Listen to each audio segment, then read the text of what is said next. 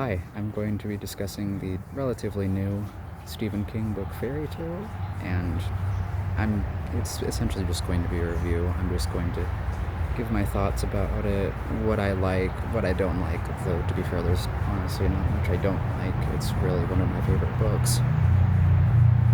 Let's just get into that. I'm not going to really edit this. This is just going to be one take. So, at the beginning of the book, the main character, Charlie, he's a fairly normal high school kid. He plays football.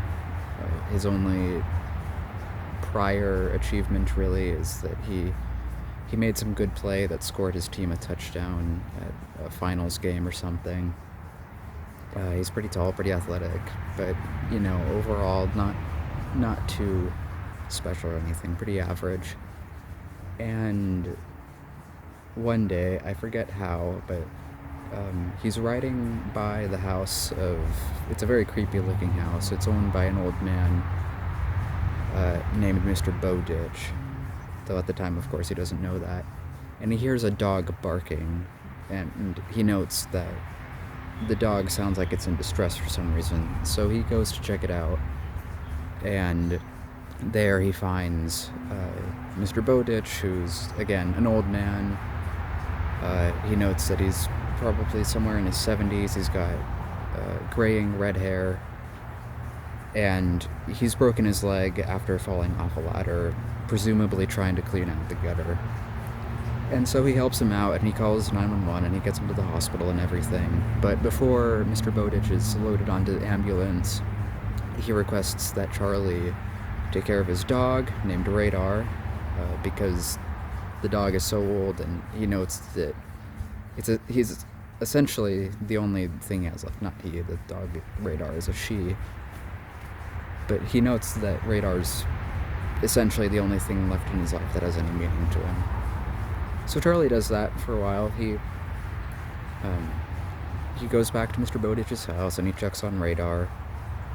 And, everything is relatively normal for a while, until eventually Charlie goes to the hospital to check on Mr. Bowditch and his recovery process.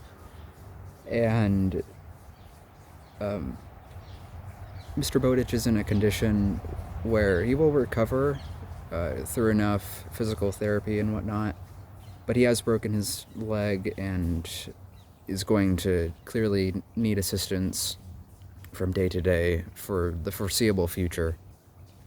And mostly when discussing the medical bills and everything, Mr. Bowditch tells Charlie to go back to his house and retrieve some gold that's in the bottom of some sort of container in the house. And Charlie does that, but he obviously notes that why does this man have solid gold anywhere in his house? But he does it, and he takes it to a man to get it cashed and everything. And, for a while, everything is still relatively normal. Mr. Bowditch goes out of the hospital, moves back into his house, and Charlie just helps him get around and, whatnot, just basic caretaker stuff. But it's at this point probably about, I want to say, a fifth of the way through the book where things shift from a very normal kind of world and just normal happenings, relatively, to something obviously being more fantastical about it. So one day, there's a shed in the back of Mr. Bowditch's house, and something starts banging on it. Obviously it freaks Charlie out because he has no idea what could be in there. He's seen the shed before. He's even had an encounter with it where it started banging, but he thought it was nothing. He thought it was either his imagination or that whatever was in there was just whatever. It didn't matter too much. But this time, you can tell it's a lot more frantic. So Mr. Bowditch becomes much more concerned with it, and so he goes out with a shotgun, goes into the shed. Charlie hears 2 bullets fire off, and then a couple seconds later, Mr. Bowditch comes out with a pretty sizable cut on his leg. And, after that, Charlie is obviously concerned. He tries to get him help, and for some amount of time, a very relatively short amount of time, everything seems fine again. But then I noted before that Radar at this point is very old, probably 13, 14. It's a German Shepherd, so that's especially old for that breed. And it's about this time, a little bit before, but it really takes center stage at this point in the story, that Radar's condition is obviously failing. And so Charlie becomes more concerned about that, and he wants to help Radar, but he also wants to help Mr. Bowditch, while also working towards his future, and he's having a bit of a hard time choosing where his priorities are, what they are. And one day in the middle of a chemistry or biology class, he gets a call from Mr. Bowditch. Mr. Bowditch says that he's having a heart attack and that he needs to call the police. So Charlie rushes over, but by the time he gets there, it's too late. Mr. Bowditch has already presumably died at that point, but in any matter, he's been taken away by the ambulance. And so after Mr. Bowditch dies, shortly after his funeral, a lawyer tells Charlie that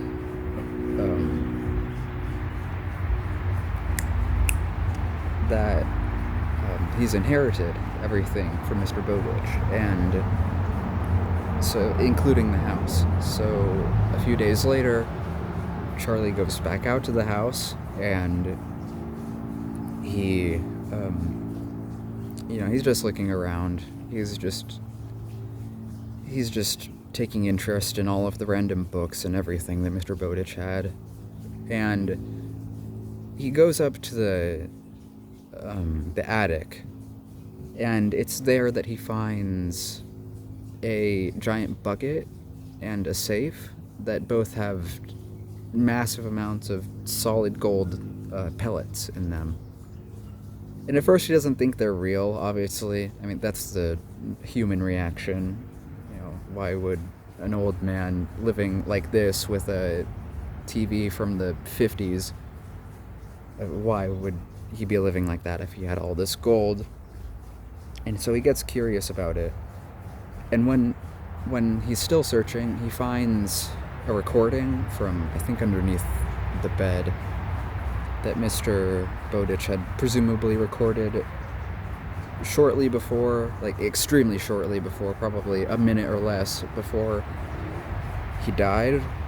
And he tells Charlie that in the shed out back, the one where he went to a few days before, that there's a creature out there, and that he shouldn't be frightened, but that he should still go look regardless, because, it is dead, so there's nothing to really fear.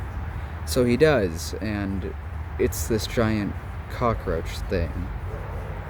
And at first Charlie doesn't believe it, but he thinks about how sincere Mr. Bowditch had been in every other thing he said and did, whether those things were kind or mean-spirited. And, he thinks, this can't be fake. So he goes back and he resumes the recording Mr. Bowditch left. And Mr. Bowditch explains that inside the shed, a bit further on than where Charlie went, there's a passageway that leads to a well, and traveling all the way to the bottom of the well takes you to another world. And so, obviously at first skeptical, Charlie says, oh, whatever, he was probably just weird old man with the dementia. This is probably just his brain failing in the last moments of his life. Um, but then Mr. Bowditch on the recording, he refers to a wheel in that other land, and that's what Charlie calls this land for a decent amount of the book, the other.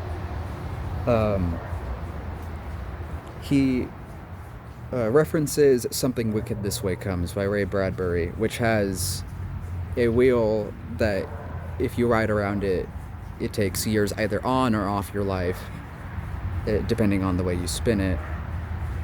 And of course, Charlie at this point, he's just concerned about Radar, who is really not doing well at this point. And he thinks that, who knows, we might as well check it out, see if I can help Radar. And so he does go, and he ends up in this other world where he at first he meets this woman named Dora. But okay, here's the thing about most of the other characters in the other world. They have a disease that is mostly referred to as the gray. It essentially just melts different parts of a person's body and face into one. It makes things much more difficult for them, just, to talk, to move around, whatever. And that's what Dora has, and that's Charlie's first experience with the condition. And so he goes there, he talks to her, whatever, and then he decides to just go back to his other world for the night. Then he comes back a bit later with Radar at his side, and, they still... Charlie discusses as much as he can with Dora. Obviously, not much can be said. He can really only ask yes or no questions because she's not really able to really form coherent words or sentences. But eventually he gets out that, he finds out the location of this wheel, and it's in the capital of this world, and he learns where that is.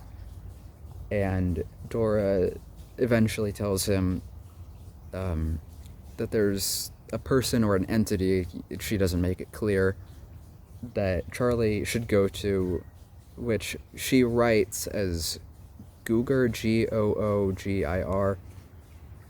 And so Charlie goes, and at first he thinks this must be some sort of, monster or whatever, some divine entity.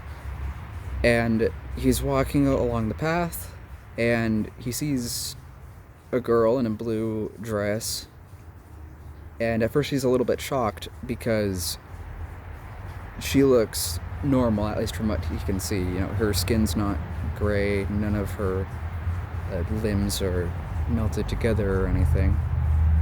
And so he approaches her, and she's feeding geese, at which point Charlie makes the connection, when Dora wrote Googir, it was probably some sort of misunderstanding of Goose Girl. And so he talks to her, but as she turns around, because she wasn't facing him before, he notices that she doesn't have a mouth. There's no opening, or if there was, it was sealed off at some point before, but she can't talk. So at first he's a little bit confused, and he gets even more confused when the horse with the girl begins talking. Though obviously it's not the horse actually talking, it's her throwing her voice, ventriloquism. So they discuss things, and Charlie goes back to where the girl lived. She has a few servants, and it's at this point, because of all the servants and everything, he finds out that she's the former princess of a sort of fallen kingdom, and that, more importantly, that there's a larger evil at hand. So he goes, and at this point I'm going to paraphrase a little bit because I would be here for a much longer time if I explained every story beat. But he goes to the castle, he goes to the town, and, excuse me, he enters the town and he follows markings that Mr. Bowditch had made in previous visits to that land. And eventually he does wind up at the compass. He has to sneak around a giant whose name is Hana, Hana. It could be pronounced as Hannah, but to me Hana sounds more fantastical, so that's how I pronounce it in my head. He has to sneak past a giant and everything, but he eventually gets to the wheel, and he puts radar on it, and he spins it around, and she becomes younger. And they start heading out of the city. And at this point, I was kind of confused, because this is only about a little bit more than halfway through the book. And, you think they're going to make it out. Obviously, they don't. They're captured by undead soldiers, but Radar does escape. Radar just barely makes it out of the gate, but Charlie is taken away. And he's taken to this underground prison where other people like him, they call them whole people, they're just essentially normal people from our world. They don't have the gray, their features aren't melted together or anything. And there are 31 of them, including Charlie. And he learns from his fellow inmates that it's been like this for a while. They haven't killed any of them because they obviously need them for some higher purpose. At least they think so. And so the theory becomes that whoever is keeping them there needs 32 of them, just one more, in order to have a tournament where they either fight or have some sort of contest. And so eventually, a decent amount of the book is Charlie just waiting in the prison, talking with his inmates, learning as much as he can about the new world he's in. Definitely not a bad part of the book, but probably my least favorite part. But it's not that long, and parts of it are still good. And so eventually they get their 32nd prisoner, and they do have a contest. They have a sort of trial by fire fighting tournament. And so they do the first round. They bring 32 people down to 16. But after that, Charlie gets a note from one of the cooks, strangely enough, who believes, much like a lot of the other prisoners at this point, that Charlie is a prophesied prince that has come to save them. And he hands him a note, and on the note it tells him an escape route. It tells him that in a certain room there's a bookshelf, and if you move it, there's a passage way to get out. So Charlie tells all of his other inmates about this after the first round, and they resolve to leave as quickly as possible. So the next day they do, really to not much opposition. That's probably one of the only strange plot hole-ish things to me about the book, is that I believe only one of the 16 people dies on the way out, which is strange, because you would think it would be more considering the pretty insurmountable odds, but whatever. Their escape isn't a very long part of the book, and it's not dwelt on for very long. So they escape, and at this point, there are a lot of other people waiting outside the walls of the city. There's a lot of other characters that I haven't mentioned here. Not a lot, the two other characters mainly that I haven't mentioned, that were also former members of the Crown from before that kingdom was taken over. And they've rallied up an army because they also believe that Charlie is meant to save them. And so they discuss things a little bit, and instead of going in with the army, they decide that they should only send in a few people, a few of the whole people, to take down the ultimate evil in the book. So they do. It's Charlie, the goose girl before, who I failed to mention. Her name is Leia. And Radar and three of Charlie's fellow inmates from before. And so they go back into the castle and they start descending into whatever lies beneath. And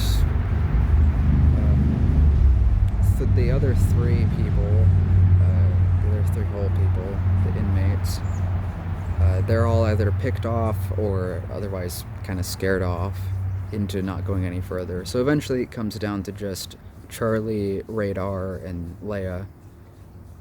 And they go down to this kind of final pit, I guess. And there's this weird kind of monster thing.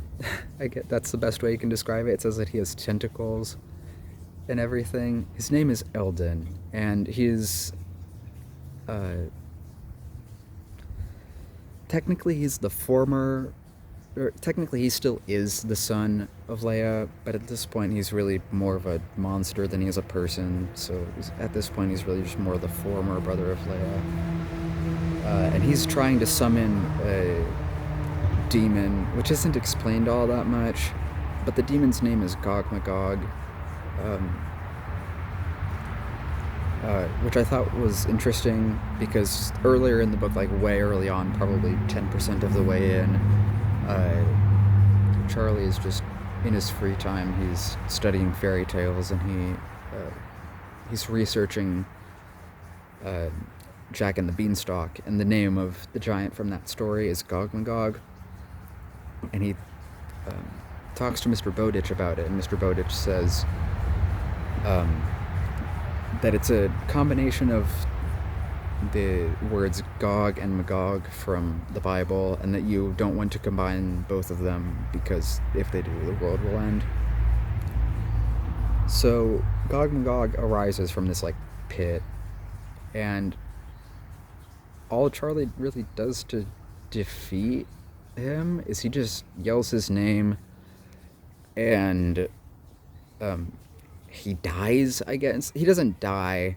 It's kind of implied that he'll come back again eventually, but he just like goes back down to wherever he came from, and then from there it's just, Charlie is and everything. He celebrated. He has a big celebration ceremony. And, he decides that obviously he can't stay in that world forever, because he still has his father to get back to, and, there's obviously his whole life ahead of him. He's already missed, I think, about 5 months already, so he's already way behind in his schooling or whatever. He can't just give up on all of that. So he decides to go back, and he does without really any issue. And he reconciles with his father. His father was never mad at him for leaving. He just thought he was dead. And it ends about there. So I'm probably going to cut most of what I just said. But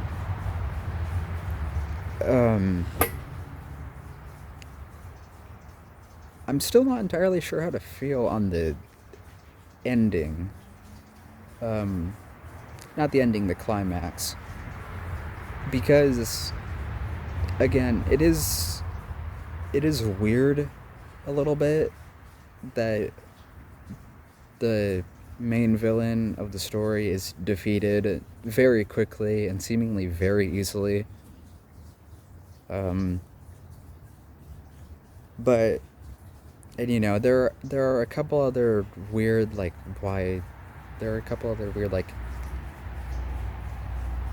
holes in the reasoning, I guess. Why didn't the whole army storm the castle or whatever?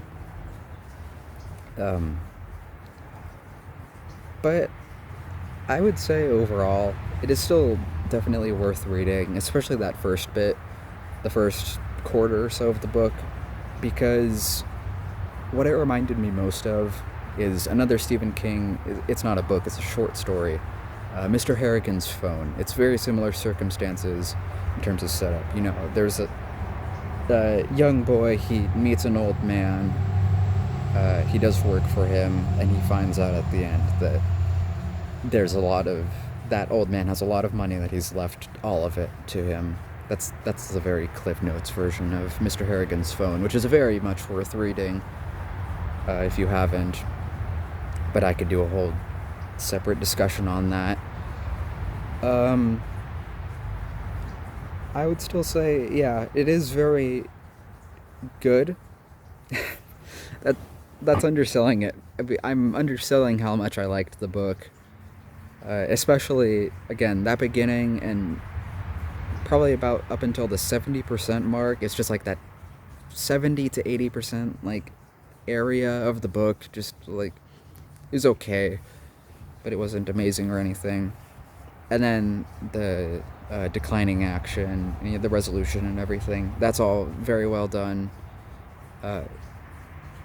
All of the questions that you may have had are answered pretty much fully and completely. And so Stephen King, I remember when this book was announced, Stephen King in the press release, he said that he wrote this during the pandemic and that he just wanted to write something that would make people feel happy, not miserable. And the thing is, I don't know if happy is the right word to describe my feelings when I finished this book. I would say,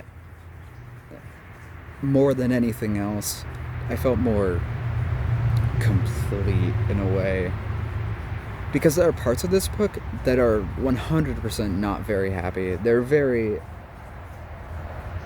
I'm not sure what the correct word for it is, but they're very bleak, and it doesn't look like things are going to look up anytime soon. And some of the things, like, they don't improve. Like, the 16 people that die in the tournament, I mean, nothing really happens concerning them anymore. So I think the ultimate message of the book, especially once reaching the conclusion, is that no matter how many bad things may happen, no matter how many losses there may be along the way, it is still possible to find a good ending. That what happened in the past doesn't define your future, and any sense of completion you may seek. And I'm not sure if I have too much else to say on it. Honestly, I'm a bit hesitant to give this book a number rating yet out of 10. But if I had to, I would say, just as a book overall, and not compared to Stephen King's other works, which I haven't read too much of. I've read The Gunslinger, The Drawing of the Three, Mr. Mercedes, what's the one with Mr. Harrigan's Phone? Oh yeah, If It Bleeds, and Misery. So just disregarding any of King's work that I have read, as a book overall, I would still say probably about a 9. It is still honestly very good, except for that one little middling bit. Just, with Charlie talking to the prisoners. It's very good, and I think that it challenges your thinking in a way that you wouldn't really expect just reading the synopsis, or about King saying that, I just wanted to make because again, I don't think that this book is pure happiness. I think it also says that in happiness there's always darkness, and vice versa. And I think you can take away either of those two things depending on your mindset. I like to think that in darkness there is light, but I think this book makes a pretty compelling argument for the opposite of that. So, sorry, the sun's kind of going down. So that's about it. That's what I think of Fairy Tale by Stephen King. Definitely, I wouldn't say definitely not his best book. Not his best book, but still very, very good. You can tell that, like, somehow he's still able to write better than most people. And that's about it. All right. Thank you. Bye.